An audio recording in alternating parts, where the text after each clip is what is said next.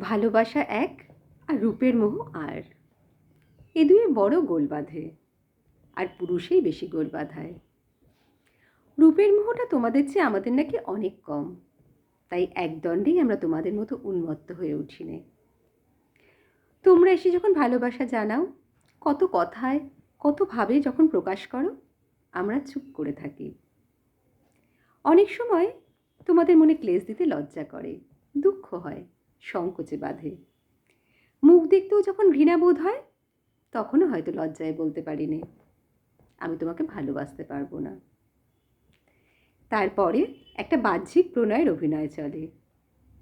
একদিন যখন তা শেষ হয়ে যায়, পুরুষ মানুষ রেগে অস্থির হয়ে বলে, কি বিশ্বাসঘাতক।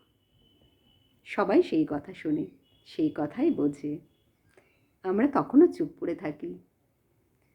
মনে কত ক্লেশ হয়, কিন্তু কে তা দেখতে যায়?